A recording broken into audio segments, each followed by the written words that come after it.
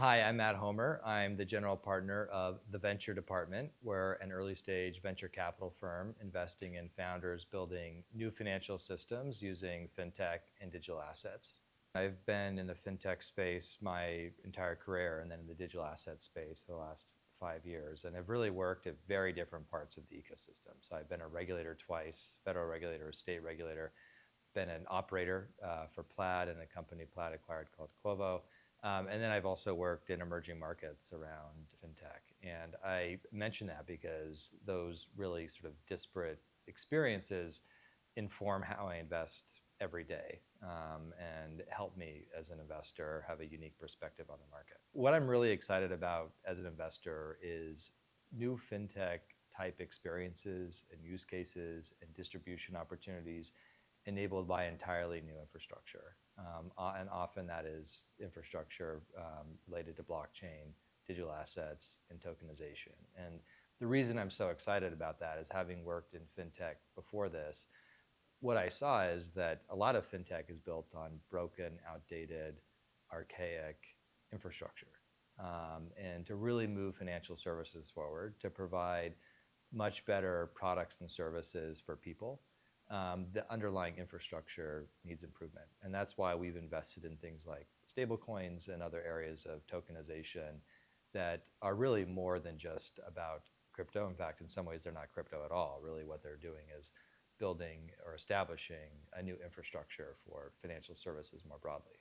Over the next 10, 20 years, I think we're going to see a profound transformation of financial services.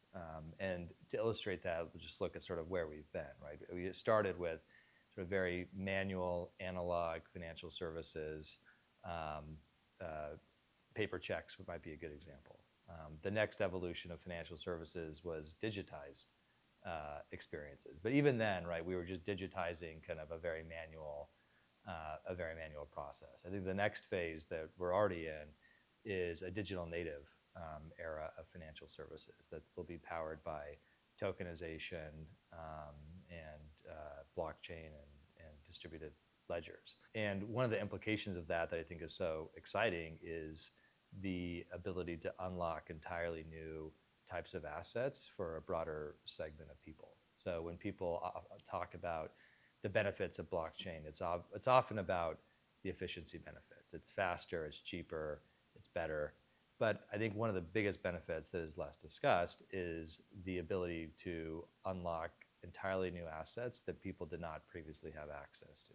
I believe stablecoins will become the dominant payment system of the future for a few reasons. One is that we're already seeing just dramatic growth in the sector. Over $170 billion of stablecoins issued, 0.8% of M2 money supply, rapid adoption. And the benefits are really undeniable, not only in terms of speed and efficiency and cost reduction. For example, you can go from a few percentage points for a cross-border payment to 1 cent with a stablecoin. That's really significant.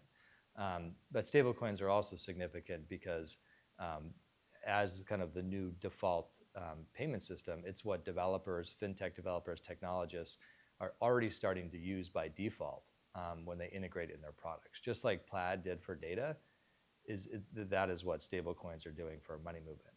Stablecoins were our very first investment theme. And I remember when I met the Bridge team really almost 3 years ago, and what stood out to me was a few things. One is that it was a team that was using crypto-related technology, right? Just the tokenization of dollars or digital dollars, if you can even consider that crypto, for a broader set of use cases, right? So much of the innovation we often see within the blockchain community is for people already in the blockchain community.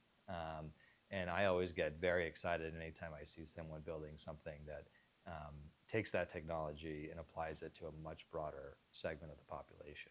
So that was very exciting. The founders are former fintech entrepreneurs themselves, know how to build fintech products, know how to build fintech products. What excited me about that opportunity was those two things. One is just a huge untapped opportunity with stablecoin, and then second is just an exceptional team with a background that would enable them to take it to a much broader segment of the population. So Stripe recently announced they're acquiring Bridge for $1.1 billion. It's been incredibly exciting, obviously, for me as an investor, but really for the entire ecosystem, and not just people within kind of the stablecoin ecosystem. I think that it's one of the most monumental transactions that we've seen in the last few years within this space. And I'm excited about it for many reasons, including the fact that it shows that stablecoins are here to stay, that stablecoins are a payment system of the future. We've had Wire, we've had ACH, and stablecoins are now like the next big payment system. And the performance of stablecoins is just absolutely undeniable. Over around $170 billion of stablecoins in issuance. It's now over 0.8% of M2 money supply.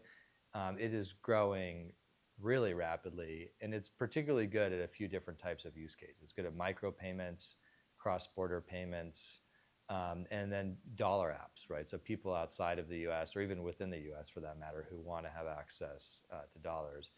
And cross-border remittances are probably the best example, where you can now go from paying a few percentage points fee on a transaction, on a remittance, to 1 cent for any amount of money you send. So it's really a transformative shift in the history of payments. And it's my belief that what this acquisition means for the broader ecosystem is that stablecoins are becoming the default payment system that new players in this space will use.